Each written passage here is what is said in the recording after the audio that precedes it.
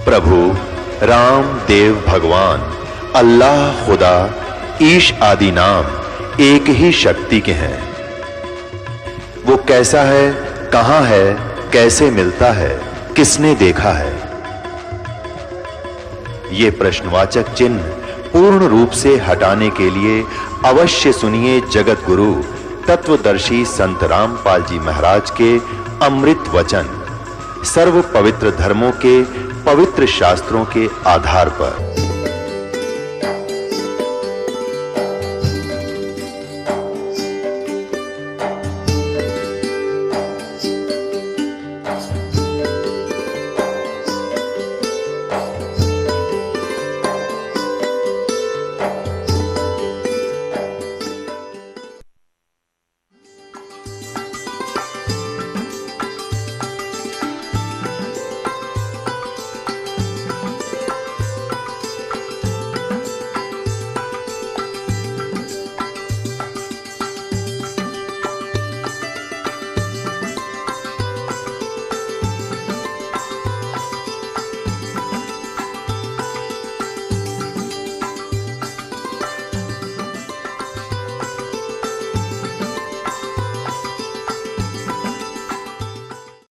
सूर्य को यानी ऐसे सूर्य की तरफ मुंह करके गंगा से जल उठावें और वहीं डाल दें। कबीर साहब बढ़कर उसमें गंगा में घुटनों पानी में और ऐसे नौकरन लगे गंगा के जल को पटरी पर फेंक रहे पूरी स्पीड। अब वो सारे पंडित जी अपना काम छोड़ कर कबीर साहब की ओर देखने लगे।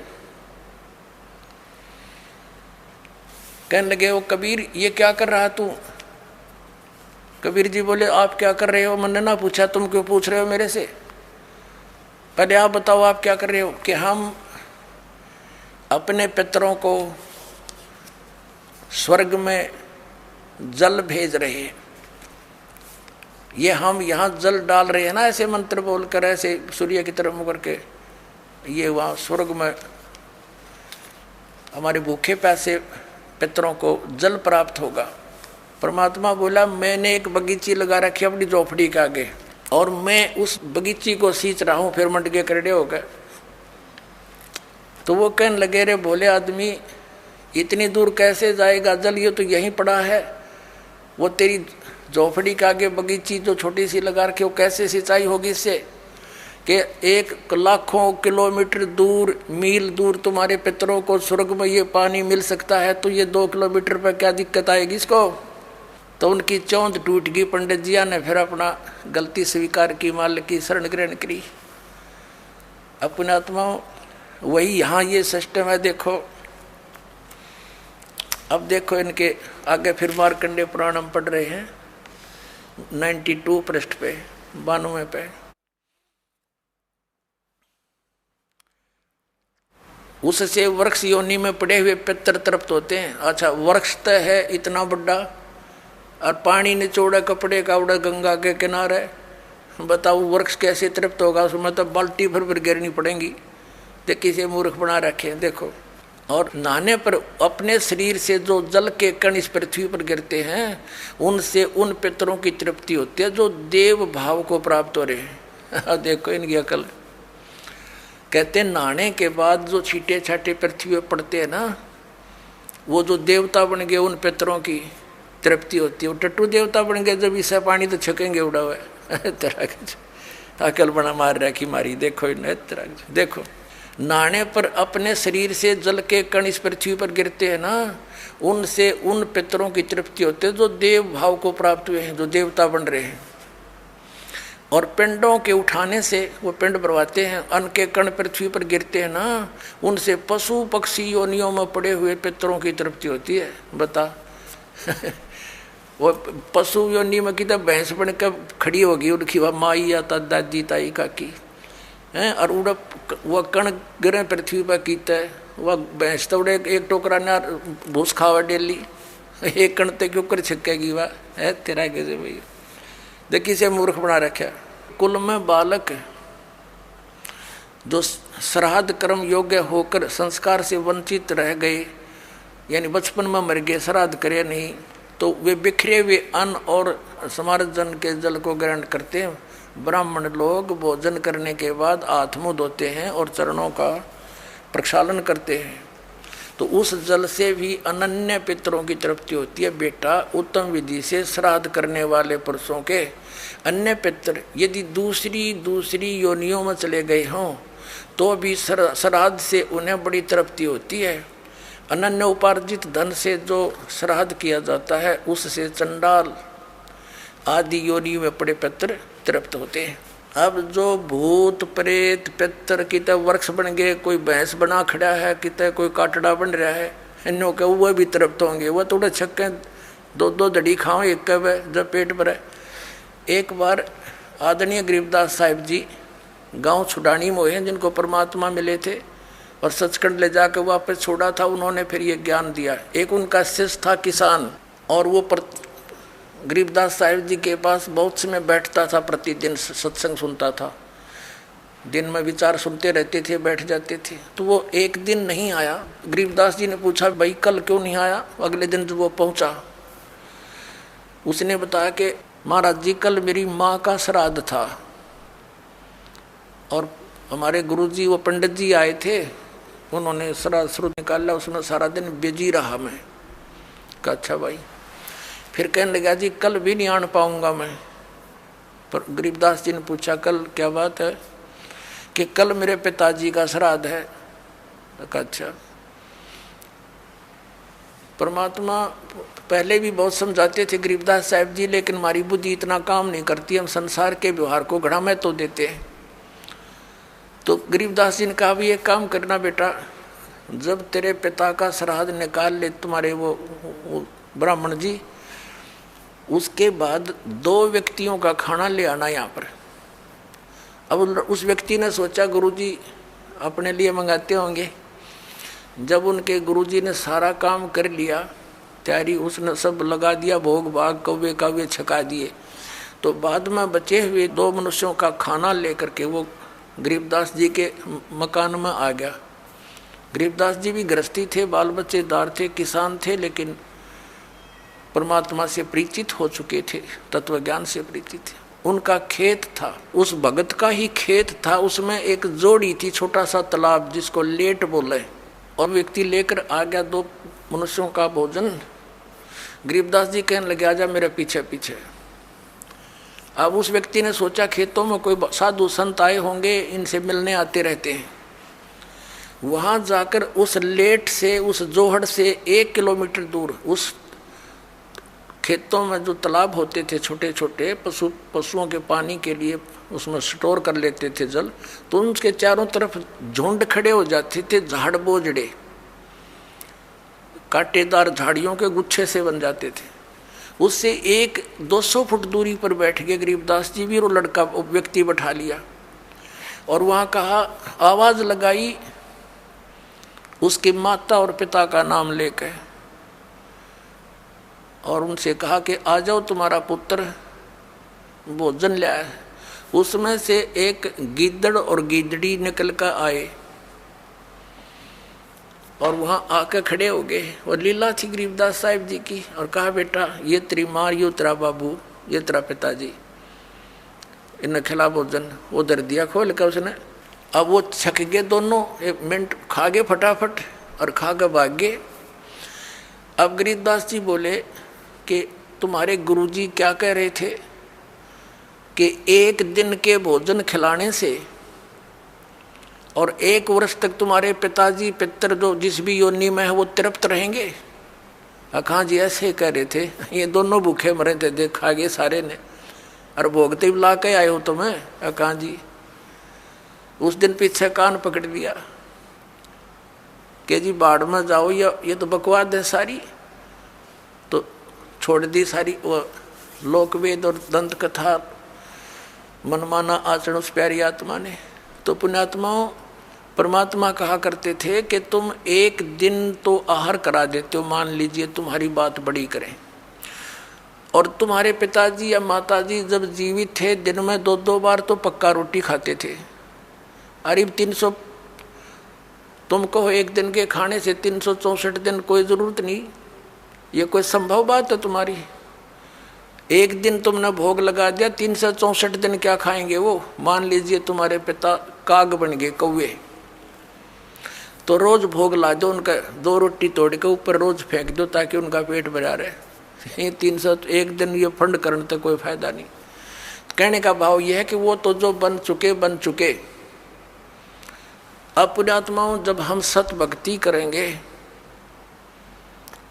और इस साधना के करने से आपके जो पितृ भूत प्रेत आदि बने हुए हैं, और चाहे वो किसी योनि में है, ये पितृ वाली सिस्टम में, तो उनकी भी मोक्ष हो जाएगा आपकी भक्ति करने से। अपने आत्माओं, ये सत्कर मान लेना, ये दास आपको समय अनुसार सब क्रियाएं बताएगा। इन एडवांस करने से आप अपना क्रम बिगाड़ बैठोगे। आप अपनी भक्ति करते रहो और समय आने पर ये सब आपके पितृ वगैरह भी इस साधना से ही इनकी मुक्ति हो जाएगी। अब क्या होता है, जैसे इन्हीं पुराणों में लिखा है कि 1000 ब्राह्मण भोजन कर रहे हों। जैसे इन्होंने पितरों की और भूतों की श्राद्ध की वो विधि बता रखी है। पितरों के लिए भोजन कराओ ब्राह्मणों को तो ऑड नंबर में हो, 2, जैसे 1, 3, 7 यानी 5, 7 ऐसे हों, और बाकी इवन नंबर में हो, ऐसी संख्या में जमाने चाहिए। और विष्णु पुराण में लिखा है कि 1000 ब्राह्मण जिमते हो, भोजन कर रहे हो, और उनके सामने एक योगी माने भगत, सच्चा भगत, सत्साधक, सत साधना करने वाला परम अक्षर परमात्मा का जो साधक है वो वास्तव में भगत योगी होता है। योगी का अर्थ ये नहीं ये पेट का पानी हला के दिखा दे और आसन उसन कर रहा हो ना, ये योगी नहीं। ये तो एक वो है अपनी, समझ लो ये प्राकृतिक चिकित्सक कह सकते हैं, वो योगी है। योगी का अर्थ होता है भक्त, परमात्मा से मिलने की जो कोशिश कर रहा है वो योगी है, भक्त यानी सच्चा साधक। ये देखिएगा श्री विष्णु पुराण गीता प्रेस गोरखपुर से प्रकाशित है। इसके अनुवादक हैं मुनीलाल गुप्त। ये गीता प्रेस गोरखपुर से प्रकाशित है। ये है अध्याय 16 और तृतीय अंश और पृष्ठ नंबर 213 पर। यहाँ पर लिखा है, हे राजन, श्राद्ध करने वाले पुरुष से विश्व देवगण, पितृगण, मातामह और कुटुंबी जन सभी संतुष्ट रहते हैं। हे भूपाल, पितृगण का आधार चंद्रमा है और चंद्रमा का आधार योग है, भक्ति, और इसलिए श्राद्ध में योगी जन को नियुक्त करना अति उत्तम है, यानी सत साधक को। हे राजन, यदि श्राद्ध भोजी एक सहस यानी 1000 ब्राह्मणों के सम्मुख एक योगी भी हो तो वह यजमान के सहित उन सब का उद्धार कर देता है, यानी ब्राह्मणों का भी और उनका यजमान का भी, सबका उद्धार कर देता है। पितरों की तो बात छोड़े। अब पुण्यात्माओं, यहाँ पर आप सब योगी हैं और जो भक्त आपके यहाँ दान करता है वो आपको जमा रहा है, तो आपके पितरों का तो वही उद्धार हो जाएगा। ये सत्कर मान लियो।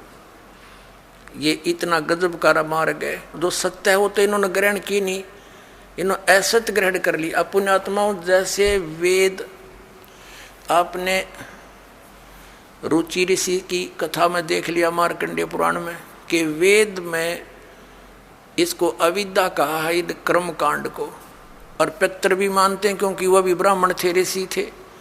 अरे वो नौके हमारी दुर्गति हो जाएगी, जय दूसरा आदमी निकाल लेगा। अब जैसे एक श्रद्धालु कहता है कि जैसे हमारे पिताजी दिखाई दे जा और वो कहें बेटा श्राद्ध निकाल दे, तो हम क्यों नहीं निकालेंगे, निकालना तो पड़ेगा।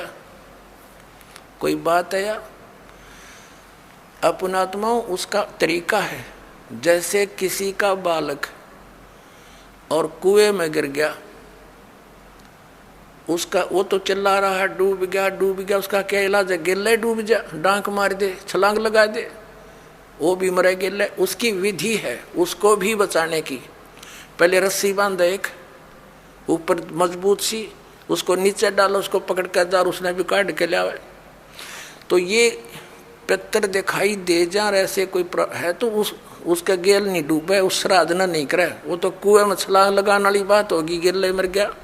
उसके लिए ये रस्सा है जो दास आपको देगा। ये सत भक्ति करो, इस तरह ये दान धर्म करो, और उन पितरा का वीर सब कहेंगे उद्धार अपने आप होता चलेगा।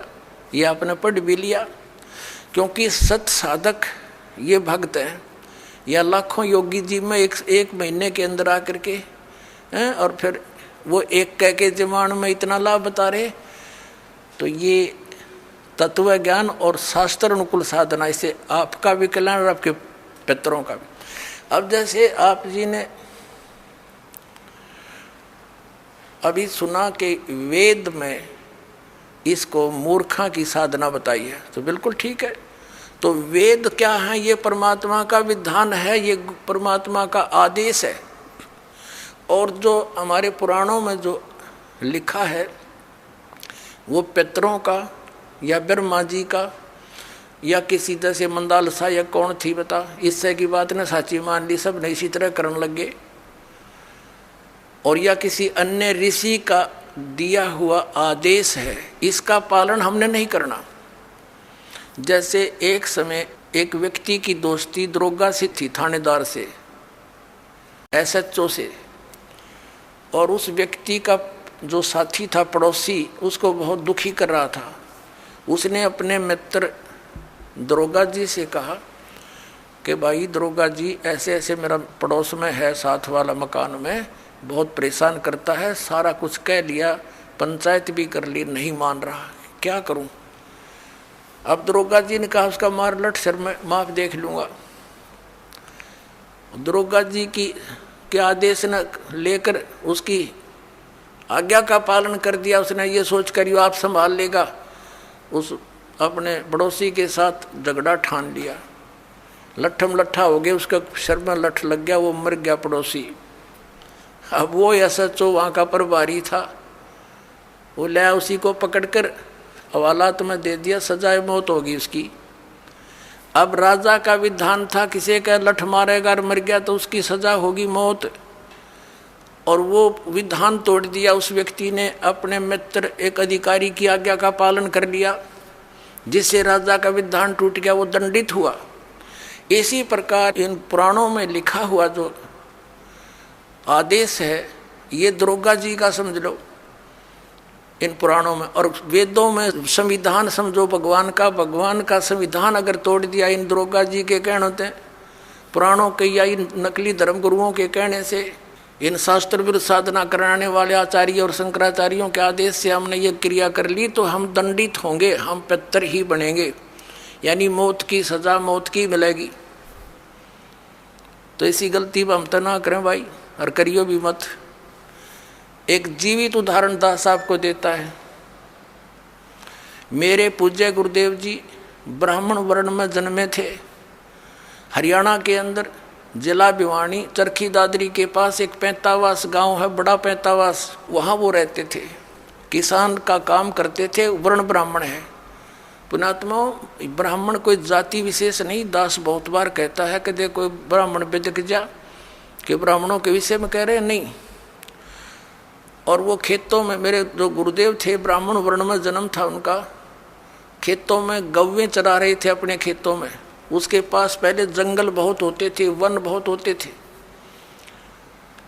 एक दिन उनकी भेंट हमारे दादा गुरुजी से होगी, यानी एक संत से। वो उससे प्रेरणा पाकर के घर से खिसकने की सोची और गुरुदेव का एड्रेस पूछ लिया। सब ज्ञान से परिचित होकर खेतों में शाम के समय गौवें चरा रहे थे, और भी कुछ साथी पाली गवाले थे। तो उनको ये कहकर के मैं फ्रेश होकर आता हूँ, मैं देर हो जा तो तुम पशुओं ले चलना, मैं आप आ जाऊँगा। वो जंगल में चले गए गहरे। पालियों ने वो अपने गौवें गांव में ले आए। अब वो सामने काफ़ी देर होगी, जब नहीं आए उनका बचपन का नाम, गांव का नाम हरिद्वारी था, पंडित हरिद्वारी। और फिर उन्होंने अपना नाम बदल लिया था, कोई पहचान ना ले, घर से निकल गए थे वो। तो उन्होंने क्या किया, अपने कपड़े जो पहन रखे थे वो उतार दिए, 2 जोड़ी कपड़े लेकर गए घर से, उस दिन एक अलग से ले गए थे, किसी को दिखाया नहीं। वो जो पहन रखे थे वो कपड़े पाड़ पूड़ के, और कोई किसी हिंसक पशु ने, कोई पशु खा रखा था, कोई मृग वगैरह, किसी शेर ने, वो उन्होंने दिन में देख लिया था। उसके ऊपर घेर के कपड़े और निकल गए, रातों रात हरिद्वार पहुंच गए। अब घर वालों ने इंतजार की, घंटा 2 घंटा, फिर पूछा उन पालियों से, हरिद्वार ही नहीं आया। वो कहने लगे, वो यूँ कह रहा था मैं फ्रेश होकर आऊँ हूँ, तुम चलो। उन बच्चों को साथ लेकर गए, बताया कहाँ से प्रवेश हुआ था, किधर गया था। जाकर ऐसी पहले टॉर्च होती नहीं थी, लालटेन दीपक से ले रखे हाथों में, गए, देखा रहे ये तो बच्चा खा रखा है, ओहो ये तो किसी हिंसक पशु ने खा लिया, रहे मर गया। अंधे हो गए, रोन लाग गए, दूर तय अंधेरा सा था। वो आड़ जो पशु के हुए और कपड़े इकट्ठे करके रात ने दाग दे दिया, अग मर गया। फिर उसकी 13वीं शुरू हुई। पहले तो आए महीने का लठ गड्ढा करता है, वो आए महीना ब्राह्मण जी में करते। अब वो ब्राह्मण न्यारे हैं जो कर्मकांड करने वाले, तो वो सारा काम कर दिया, वर्षी भी बना मनु दी। और फिर हो गए श्राद्ध शुरू हैं कि यो थारा बे औलादा मर गया, निसंतान मरा हुआ है और इसकी अच्छी सेवा करनी चाहिए, नहीं तो क्योंकि तुम इनका हक खा रहे हो, जमीन थी इनके नाम। और वो बन रहे भक्त, संत बन गए, दुनिया का उद्धार करें। एक बार जब मेरे पूज्य गुरुदेव जी 105-6 वर्ष के हो गए, सतलोक जाने की तैयारी हुई। तलवंडी भाई, फिरोजपुर जिला पंजाब में उनका आश्रम, एक इसमें खन्ना के अंदर था, एक मोगा के अंदर था, एक नजफगढ़ आश्रम था। तो तलवंडी भाई वो ज़्यादा रहते थे, तो वहाँ से दास को उसमें आदेश दे रखा था नाम देने का। बहुत से शिष्य भी उनकी प्रेजेंस में दास के हो गए थे। 2 बच्चों की सेवा लगा रखी थी, उनकी सेवा में छोड़ रखे थे। तो उनका संदेशा आया कि गुरुजी यहाँ पैंतावास आ चुके हैं। तो दास भी पहुँच गया 3-4 भक्तों को लेकर गाड़ी से। वहाँ देखा वो गुरुजी बैठे, प्रणाम हुआ। फिर उनकी एक भाभी जी थी, वो 92 वर्ष की हो रही थी, 92 ईयर ओल्ड थी। उससे बातचीत हुई। हमने उनसे पूछा कि माता जी, जब हमारे गुरुदेव यहाँ से चले गए तुमने क्या सोचा पीछे थे? वो कहने लगी, जी मैंने तो ये सुना था कि इनकी मृत्यु होगी। तेरा एक देवर था और वो ऐसे ऐसे जंगल में किसी पक्षी ने, पशु ने खा लिया था, हिंसक ने। और मैं आई जब तक इसके श्राद्ध निकला करते, और 70 श्राद्ध मैंने अपने हाथ से निकाल रखे इसके। और जब भी कभी कोई ऊक चूक घर में हो जाए, पशुओं में कोई हानि होती, फसल में हानि होती, हम अपने गुरुजी ब्राह्मण के पास जाते थे, उससे वो पितरा पुत्रा पढ़वाते थे।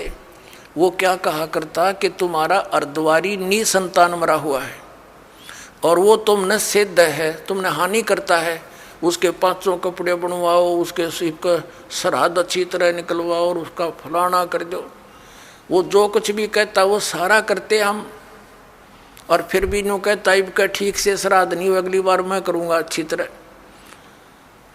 70 तो श्राद्ध करवा दिया, यूँ बैठा नो का यूँ। अब मैं कहने लगा, माता जी देखो गीता जी में मना कर रखा है 9 में जाके 25वें श्लोक में कि भूत पूजनीय भूत बनेंगे, पितर पूजनीय पितर बनेंगे, ये पूजा नहीं करनी चाहिए। अरे ये आपके सामने जीवित उदाहरण रहा, ये मूर्ख बना रहे थे आपको। और वो साधना को, वो कोई सच्ची बात थी इन लोगों की? ये तो ईब तो अब तो छोड़ देना इसको। ने बोली ना भाई, या तो पुरानी लाग है, नो के छूटे है, बाढ़ में पड़ो फिर भी ना छूटे, तो हद कर दी भाई।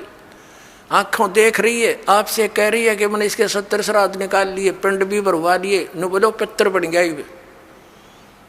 वायु पितर नहीं, वो सबका ये तो उद्धार करने वाले महापुरुष बन गए, लाखों लोगों का उद्धार कर दिया। इस नृत्यों इनके श्राद्ध निकालो, इन मूर्खों को पालन लग रही।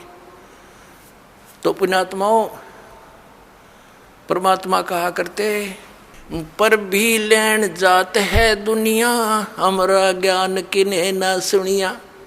ये वहाँ धक्के खान जाओ तीर्थों पर, वहाँ पता नहीं कहाँ का, हमारा ज्ञान किसी ने नहीं सुना। अपने आत्माओं, ये तीर्थ कैसे बने? जैसे अमरनाथ है।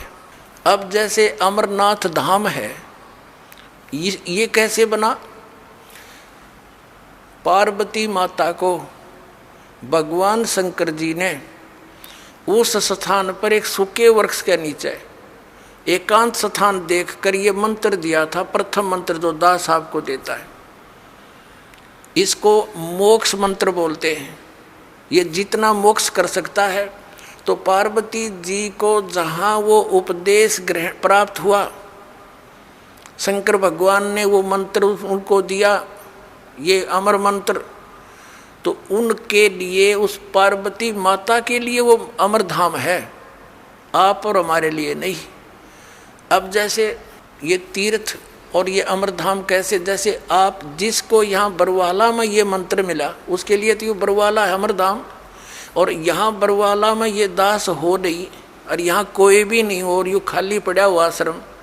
अब जैसे किसी ने क्रोथा आश्रम में नाम लिया था, उसके लिए क्रोथा है आश्रम अमरधाम, अमरनाथ। अब वहाँ कोई भी को नहीं, ये दास यहाँ पर बैठा तो उस क्रोथा में माथा टेकने तो लाभ ना हुआ है। ये तो इस दास के वचन यहाँ सुनेंगे, सत्संग सुनेंगे, आशीर्वाद पाओगे तो यही लाभ होगा उस। तो अमरधाम जो है वो एक आदरणीय स्मारक तो है कि यहाँ पर ऐसी घटना घटी थी, लेकिन आपके लिए वहाँ जाने से कोई लाभ नहीं होगा। आपको तो वैसा ही संत खोजना पड़ेगा जिसके पास वो अमर मंत्र हो, और वो अमर मंत्र आपको चाहे बरवाड़ा की गली में मिल जाए दास, और वहाँ उपदेश प्राप्त हो गया तो वही आपके लिए अमरनाथ है। उस मंत्र से मोक्ष होगा, उस स्थान से नहीं।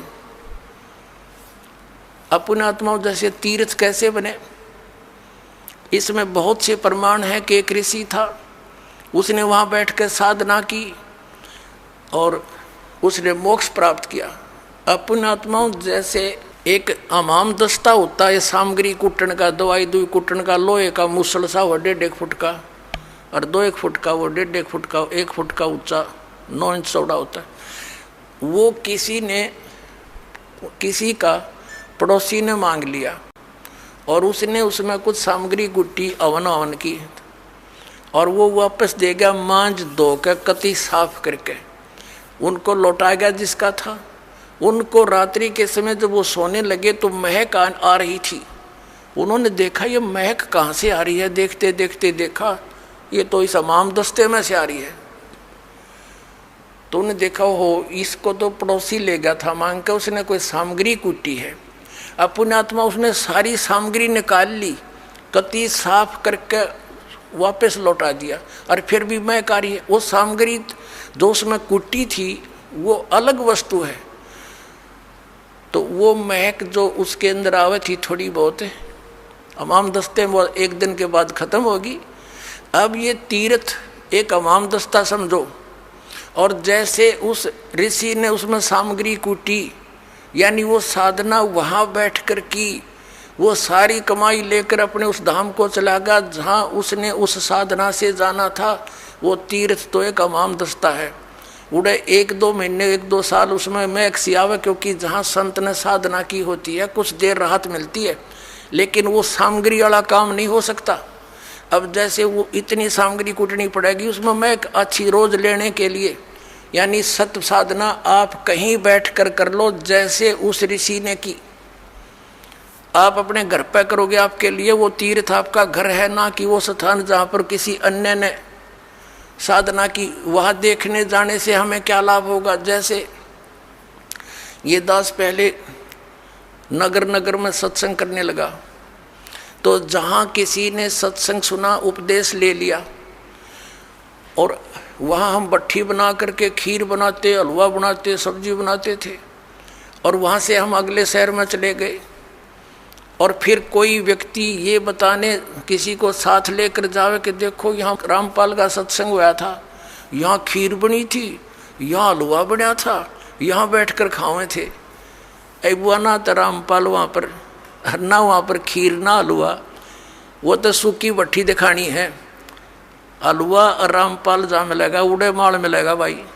इसी प्रकार समझ लो इन तीर्थों और व्रतों को। तो ये सतलोक आश्रम आपके लिए उन सब धामों और तीर्थों का काम करेगा। यहाँ आओ, अपना कल्याण करवाओ। बोलो सतगुरुदेव।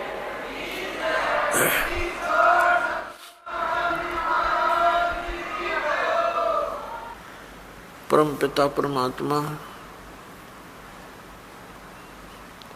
पूर्ण ब्रह्म परम अक्षर ब्रह्म कबीर परमेश्वर जी हैं। ये अनंत ब्रह्मांडों के उत्पादक हैं, ये सब के सृजनहार हैं। परमात्मा की खोज में आत्मा उसी दिन से लग गई जिस दिन से ये इस काल के जाल में फंसी थी। क्योंकि जो सुख इस आत्मा को सतलोक के अंदर था, यहाँ इस काल के लोक के किसी कोने में नहीं है। उस सुख की खोज करते करते ये महास्वर्ग में भी पहुंच गई, जिसको यहाँ का सबसे सुप्रीम यानी सबसे श्रेष्ठ सुख में स्थल बताते हैं। वहाँ भी वो सुख नहीं है, वहाँ भी ऐसे ही आग लगी है जैसे इस पृथ्वी पर है।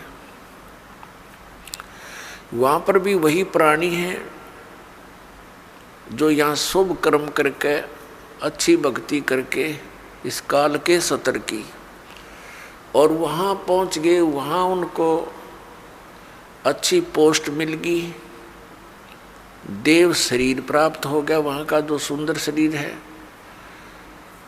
और जो यहाँ राग द्वेष, ये काम क्रोध मोह लोभ अहंकार, ये सारे विद्यमान हैं, खचाखच भरे हम ऊपर के लोकों के में रहने वाले प्राणियों में।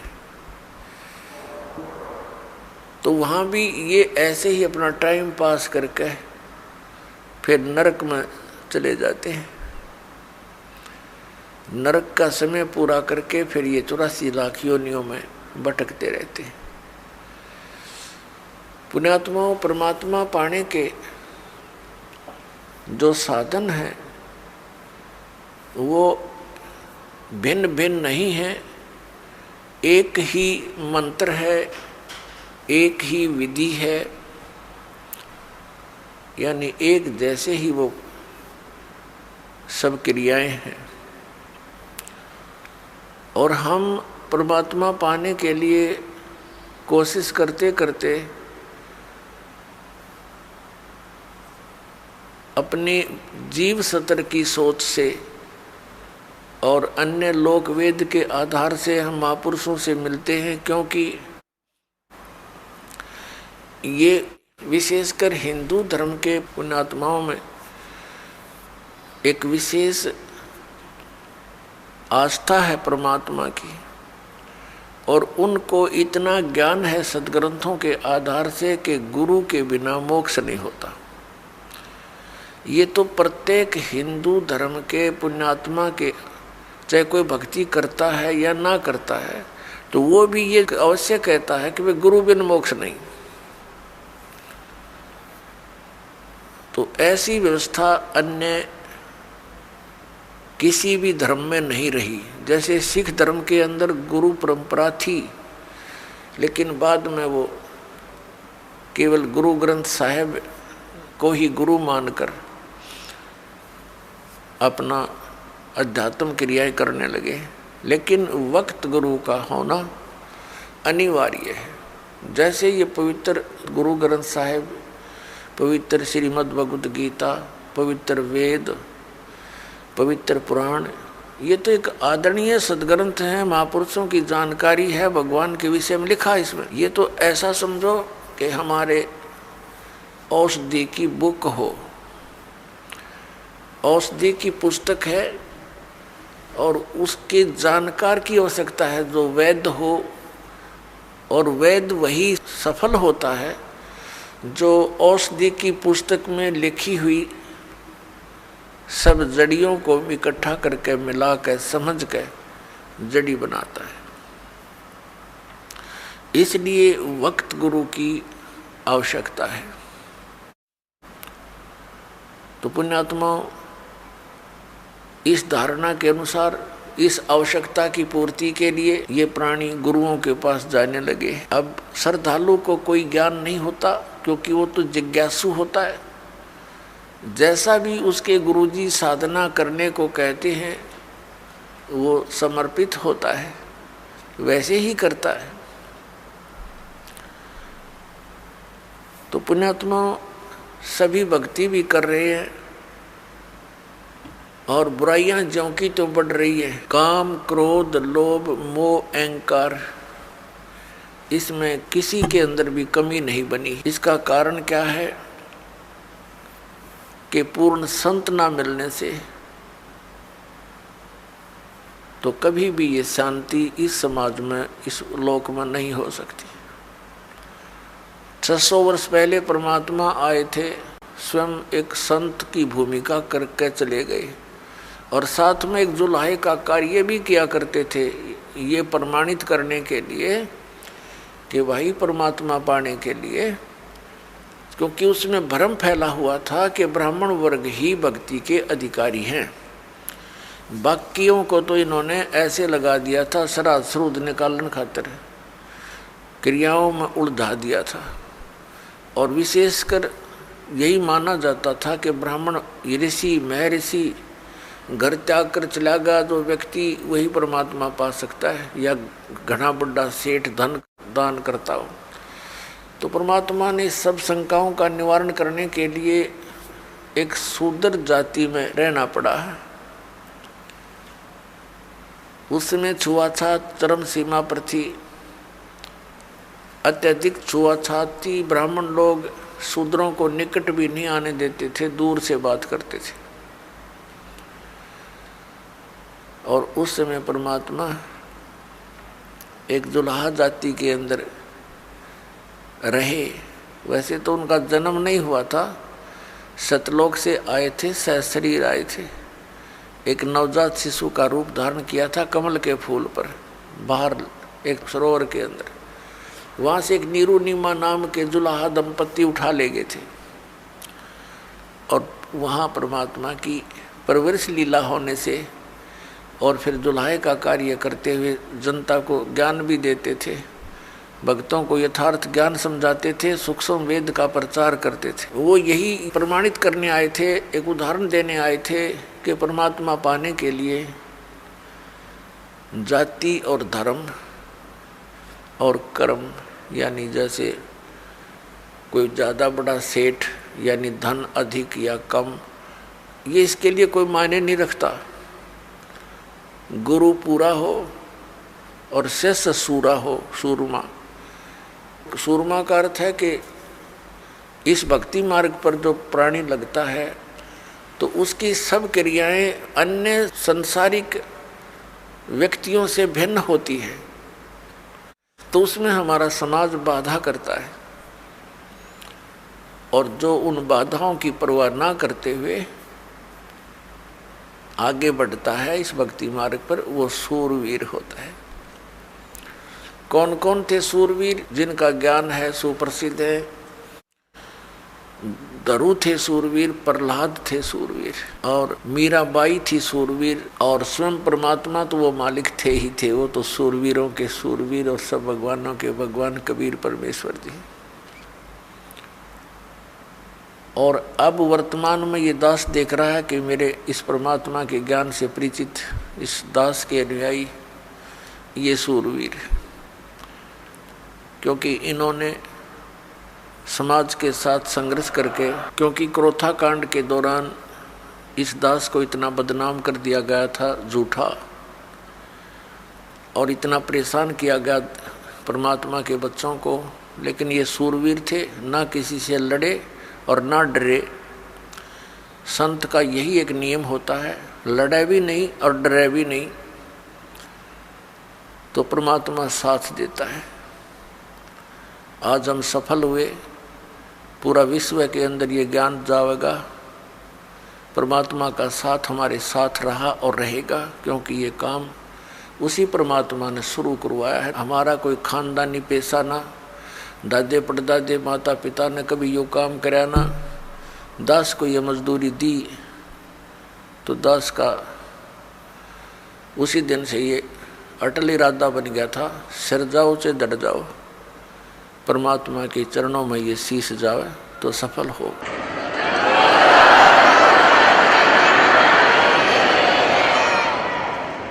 तो पुण्यात्माओं, आप जी का सौभाग्य है कि काल के दूतों ने परमात्मा के इस अनमोल धन को पाताल में डाल रखा था। यानी ये समझ लो कूड़े के ढेर में घना नीचे दबा रखा था। अब दास पे कृपा हुई, रजा मालिक कबीर भगवान का साथ दास के साथ है, तो अब ये धन आपके रूबरू हो पाया है। इतने संघर्ष के बाद सन 1994 में दास को परमात्मा ने आदेश दिया था, गुरुदेव ने, दीक्षा उपदेश और सत्संग करने का। और आज सन 2012 हो गया, लगभग 18 वर्ष हो गए संघर्ष करते ने। -0 से भक्ति को ऊपर उभारा है परमात्मा कबीर जी की दया से। बिल्कुल नामो निशान नहीं था, ना भगवान का ना भक्ति का। परमात्मा के लिए तरफ सभी रहे थे। जैसे ये दास पहले हनुमान पुजारी था और मंगलवार का व्रत रखता था। सालासर एक मंदिर है हनुमान जी का, और उसमें इसी बूढ़ी सी मूर्ति रख रखी है। ये भगवान, अब हंसी आती है अपने कर्मों पे। काली सी मूर्ति में बना दी किसी ने, फिर देखा देखी जान लग गए, वहाँ धक्के खाया करते हम। बता, काल ने ऐसा जुल्म करवा रखे है। तत्व ज्ञान का तो नामो निशान मिटा दिया और कोरी बकवाद समाज में बरवा दी झूठे गुरुओं द्वारा। तो पुण्यात्माओं, या मेर हुई भगवान की। कहीं आप देखा करते 4 ईंटें लगा रखी हैं, उस पर कुत्ते मुत्ते वहीं बैठे, वहाँ हम माथा टेकने जाएं और तेरा गजब भैया, वहाँ से सारा दिन रो कर मर जाए, कोई नो कहने वाला नहीं क्यों रो रहा है पत्थर के आगे। तो इसलिए वक्त गुरु की आवश्यकता होती है, और उसके ज्ञान के आधार से भक्ति साधना करने से कल्याण हो जाता है। अब ये कितनी बुराई बढ़ गई शराब मांस तम्बाकू की, और इसको विकास मानते हैं हम कि बड़ी बड़ी कोठी हो, कार हो और गुटी सूटी लावें, और फिर विवाह के अंदर एक अलग से ड्रामा रच दे। पुण्यात्माओं, ये भक्ति मार्ग में नहीं चलेगा। ठीक है, संसार भक्ति नहीं करता, वो कुछ करो, वो तो इस विद्यालय के विद्यार्थी ही नहीं है। ये विद्यार्थियों के लिए लागू है कि ना बीड़ी पीवे, ना तम्बाकू प्रयोग करे किसी भी तरीके से, ना मांस खावे और ना शराब प्रयोग करे, और न ही ये ड्रामेबाजी करे, ना जन्मदिन मनाना, ना कोई ऐसे ब्याह के अंदर बकवाद करनी। सिंपल ब्याह करो बच्चों। आप भगत बन के देखो कितना आनंद आएगा। देखो, लोग दिखावा ड्रामा कितना कर ले, इसका अंत नहीं। शुरुआत हमने देखी, किसी ने 1100 रुपये दान के दे दिए, सारा गांव में चर्चा हुआ करती। फिर 2100 दे दिए एक ने, वो फेल हो गया। फिर एक ने 5100 दे दिए, वो फिर 21 वाला फेल हो गया। फिर एक ने 11,000 दे दिए अपनी लड़की के दान में, और एक मोटरसाइकिल दे दी, फिर कार दे दी। तो ये एक बकवाद है बेमतलब की। बच्चे को परमात्मा से जोड़ दिया जाए, परमात्मा का नाम लेकर, और ये राम नाम का दहेज बेटी ने दे दे, ये सदा साथ देगा। एक टाइम हमने कुछ दे भी दिया बच्चे को, कितने दिन उससे वो गुजारा कर सकती है। और फिर गरीब की बेटी अमीर की बेटी को देखकर मायूस हो जाती है। उसको ना जाने कितना दुख होता है। तो इस तरह की ये बकवादें हमने समाज से ख़त्म करनी पड़ेंगी, खासकर भगत समाज को तो इसमें अग्रसर होना ही पड़ेगा। इस दास के संघर्ष में आपने सहयोग देना पड़ेगा। ये बिल्कुल गलत है, भक्ति बाधक है। जिसके 2-3 लड़की हो जाती, नींद आराम हो जाती है उस माता पिता की, और लड़की इसी कारण से हमारे लिए बोझ बन गई। एक इतना गौ जैसी आत्मा होती है बेटी की। हमने खूब देखा है, बेटा और बेटी रोटी खा रही है, माता पिता कोई बोलता है बेटे को एक वो काम कर, वैसे भी कहा ये काम करिए, बेटा तो कहेगा को नहीं करता, और बेटी रोटी खा रही होगी ना, खाना छोड़कर उठ कर चल पड़ेगी, उस काम को करके आओगी। अब ये हमें बोझ क्यों बनाई? अपने ड्रामाबाजी से, अपनी बकवादों से, दहेज के कारण। तो इस प्रकार हमने इस हर तरह की जो बुराई हमारे समाज में घर कर गई, इसको भी आपने गहराई से सोच कर, एक मर्यादा के उद्देश्य से नहीं कि मैंने कह दिया आपने शुरू कर दिया, नहीं। ये नियम ना समझना, ये आवश्यकता समझना, इस भक्ति मार्ग में बाधक समझना, इन नियमों को तोड़ देना। तो इस प्रकार से भक्ति हमारी अधिक होएगी। फिर पुण्यात्मा, हमने परमात्मा पाने के लिए जो भी कुछ आदेश होता है गुरु जी का, वो करना ही चाहिए, क्योंकि गुरुदेव को मालूम होता है, वो मास्टर होता है इस मार्ग का। और विद्यार्थी, और जैसे डॉक्टर के पास जाता है मरीज, तो सही डॉक्टर होगा तो वो कांटे की बात करा करे और सही दवाई देगा। उसमें जो भी मर्यादा यानी परहेज बताई जा, तो उस रोगी को आजीवन करने पड़ते हैं, तभी वो सफल होता है, रोग नाश होता है। तो हमारे जन्म मृत्यु का दीर्घ रोग लगा हुआ है, इसका नाश इस दास के बताए मार्ग से होगा। दास वही मार्ग बता रहा है जो परमात्मा ने स्वयं आकर के बताया था। ये गॉड गिवन है, ये किसी की लोक वेद नहीं है, किसी आम व्यक्ति का बताया हुआ ज्ञान नहीं। और यही प्रमाण हमारे सदग्रंथों में है, जिन सदग्रंथों को हम सिरोधार्य मानते रहे। तो फिर भक्ति में देर नहीं लगेगी, आपको विश्वास होने में देरी हो रही है कि ये दास जो भक्ति बता रहा है वो सही है, श्रेष्ठ है, शास्त्र अनुकूल है। ये प्रमाण करने के लिए कि ये भक्ति सही है, और भगवान कबीर, परमेश्वर परम पूज्य कबीर जी हैं जो जुल्हा रूप में, धानक रूप में बनारस में आए थे, ये प्रमाणित करने के लिए ये ढेर सारे आपको प्रमाण दिखाने पड़ते हैं। और कुछ दिनों के बाद फिर ये आवश्यकता नहीं पड़ेगी इन प्रमाणों की, क्योंकि आप एक दूसरे को बताओगे कि ऐसा है, फिर ये एकदम सबको स्वीकार्य हो जाएगा। अभी तक तो किसी ने देखे नहीं, खोल के वेद देखी ना, गीता पढ़ी थी, समझी नहीं। गीता जी में क्या लिखा है, पुराणों में क्या लिखा है, हम पढ़ते थे लेकिन समझ नहीं सके। अब हम समझन जोगे हो गए, अरे खूब देखेंगे, कति दृढ़ होकर कहेंगे कि सचमुच कबीर इज गॉड, कबीर परमात्मा है, और यही भक्ति सही है, यही मंत्र श्रेष्ठ है, और सब बकवाद है। तो फिर आपसे सुनकर अन्य व्यक्ति भी इस बात पर विचार करेंगे, और कोई प्रमाणित कराना चाहेगा तो सदग्रंथ हमारे पास है, आप खुद भी उनका विश्वास दृढ़ करोगे। पूरे विश्व में एक ही भगवान रहेगा, एक ही ज्ञान रहेगा, और भक्ति विधि उस भगवान की एक है ही, वो अलग हो ही नहीं सकती। जैसे आम के पौधे को बीजने के लिए आम का ही बीज प्रयोग करना पड़ेगा, दूसरा बीज आम का हो ही नहीं सकता। तो परमात्मा पाने के लिए जो मंत्र हैं, इनके अतिरिक्त कोई साधना है ही नहीं। बाकी तो बबूल के बीज अलग हैं, अन्य साधनाएं जो सिद्धियां प्राप्त करने की हैं वो अलग वस्तु है, उसकी हमें जरूरत नहीं। तो पुण्यात्मा, सबसे पहले हमने गुरु की आवश्यकता होती है।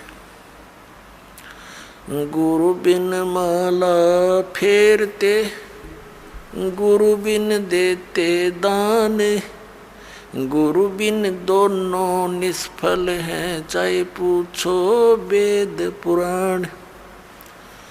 गुरु बड़े गोविंद से मन में देख विचार, हरि सुमरे वो रह गए, गुरु सुमरे होवे पार। अब परमात्मा कहते हैं गुरु गोविंद दोनों खड़े, काके लागू पाए, बलिहारी गुरु अपना, जिन गोविंद दियो मिलोए। सात द्वीप 9 खंड में गुरु से बड़ा ना कोई, करता करे न कर सके, गुरु करे सो होवे। सतगुरु के उपदेश का लाया एक विचार, जय सतगुरु मिलते नहीं, जाते नरक द्वार।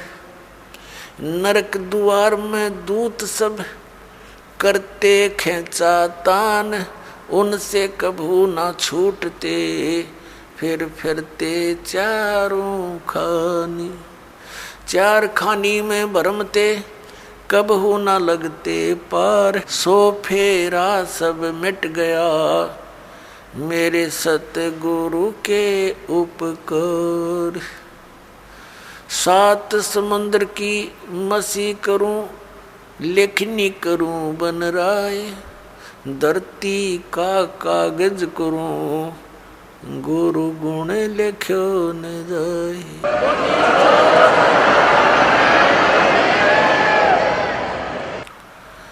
गुरु गोविंद कर जानियो, रहियो शब्द समाए, मिले जब दंडवत बंदगी, नहीं पल पल ध्यान लगावे। गुरु मानुष कर जानते, ते नर कहिए अंध, ओवे दुखी संसार में, आग काल के फंदे। गुरु को मानुष जो गिने, और करे चरणामृत को पान, ते नर नरक में जावेंगे, योग योग होवे समान। पुण्यात्माओं, परमात्मा ने गुरु जी के ऊपर गुरु की महिमा का, गुरु के महत्व को कितनी गहरे शब्दों में समझाने की चेष्टा की है। अपनात्माओं, परमात्मा कहते हैं, कबीर हरि जय रूठ जा, गुरु की शरण में जावे। कहें कबीर गुरु रूठ गए, तो हर ना करे सहाय। अब क्या बताते हैं कि सतगुरु के उपदेश का लाया एक विचार, जय सतगुरु मिलते नहीं, हम जाते नरक द्वार। पुण्यात्माओं, आपने महावीर जैन जी का इतिहास बहुत बार देखा है, दास ने दिखाया है। वो पुण्यात्मा भक्ति के लिए घर भी त्याग दिया, अपने दादाजी से उपदेश लिया, ऋषभदेव जी से, वो मारीची जी ने, और वही आत्मा आगे चल के महावीर जैन हुआ। महावीर जैन के रूप में जन्मने से पहले उस आत्मा ने 80 लाख बार तो देव पद प्राप्त किया, देवता बना, और बाकी 60 करोड़ बार गधे की योनि, 30 करोड़ बार कुत्ता, 20 करोड़ बार बिल्ली, पता नहीं कितनी बार हाथी, नपुंसक, शिकारी रहा। तो जब तक सतगुरु नहीं मिलते, ये प्राणी साधना करता करता भी दुखी रहता है। तो इसलिए परमात्मा बताते हैं सतगुरु के उपदेश का। पृथ्वी पर सतगुरु एक ही होता है एक समय में, अनेक नहीं होते। जैसे परमात्मा स्वयं आए थे कबीर जी, वो अकेले ही परमात्मा भी थे और सतगुरु भी थे। वो तो सर्वे सवा थे, और उस समय 64 लाख शिष्य थे मालिक के। पुण्यात्माओं, विचार करने की बातें हैं, क्योंकि हम लाल की महिमा से परिचित नहीं थे। लाल को सुनते अवश्य थे कि वो बहुमूल्य होता है, लेकिन पहचान नहीं थी। हम भगवान को सर्व सुखदायी, सब संकटों से निवारण करने वाला मानते हैं, इसलिए ही उसकी खोज में हम जगह जगह भटक रहे थे। लेकिन हमने उस लाल की हमें पहचान नहीं हुई। उन स्वार्थी लोगों ने कौड़ी को हमें लाल बताकर हमारे को दे दिया। हम उन कौड़ियों को लाल समझकर गठड़ी बांधे फिरे थे। अब दास को पता चला, परख हुई, लाल और लालड़ी को परख करने की बुद्धि दी भगवान ने, और वही दास ने आपके साथ कर दी। आपको भी लाल परखने योग्य ज्ञान दे दिया। तो पहले हम साधना ठीक ना करके कितने कष्ट उठाए, उस परमात्मा ने आकर ही हमें ये ज्ञान दिया, अपनी पहचान आप ही बताई। तो क्या बताते हैं कि भक्ति करते करते भी उस महापुरुष की कितनी दुर्गति हुई, क्योंकि उनको सतगुरु नहीं मिला। 600 वर्ष पहले परमात्मा स्वयं आए थे, 64 लाख शिष्य हुए उनके, और अकेले सतगुरु थे, अकेले नाम देते थे। और पुण्यात्मा उस समय ना कोई मीडिया था, ना कोई पुस्तक का लेखन करके कहीं भेजा जा सकता था। आदरणीय धर्मदास साहिब जी ने कबीर साहब की वाणी लिपिबद्ध करके रख ली थी, लेकिन उसको बार बार इतनी को हाथ से लिखने में तो 10 साल फिर लग जाए उसको। तो ऐसे जैसे आजकल परमात्मा ने दया बख्शी है, अक्षर ज्ञान दिया, पेपर दे दिया, इस पर परमात्मा की महिमा लिखकर हमने आपको भेज दी, पुस्तकें बना बना कर। फिर ये इलेक्ट्रॉनिक सिस्टम परमात्मा ने दिया, सीडी का ये बना के दे दी, चिप चल पड़ी परमात्मा की दी हुई है। ये गॉड गिवन इंस्ट्रूमेंट हैं, ये मनुष्य के सत्र के बनाए हुए नहीं है, ये भूल जाना आप। ये मनुष्य 4 युगों में यही था, एक रेडू के अंदर और 6 खच्चर जोड़ कर रथ बना के घसीटे अंडा करते, अरीवीसी कार बना ली, हवाई जहाज बना दी, और ये इंटरनेट बनवा दिए। ये परमात्मा के दिए हुए हैं, और इस काल ने इनका दुरुपयोग शुरू करवा दिया। इसमें फिल्म देखे, नाचे कूदे, समाज दूना बिगड़ गया। लेकिन अब शुद्ध रहेगा। यहाँ पर कोई भी पदार्थ है, उसके गुण अवगुण दोनों चले, लेकिन हम अवगुणों को त्याग कर गुणों को ग्रहण करेंगे, हमें ज्ञान हो जाएगा। तो कहने का भाव यह कि 64 लाख शेष होना उस समय एक दानक के, जुल्हे के, ये कोई बड़कों का खेल नहीं है, जिसको हम एक शूद्र कहते थे। एक कवि कह के सीमित कर दिया था और क्लोज कर दी थी उनकी फाइल को। अब वह फाइल फिर खुली उस भगवान की। वो परमात्मा है, हमारे पिता हैं।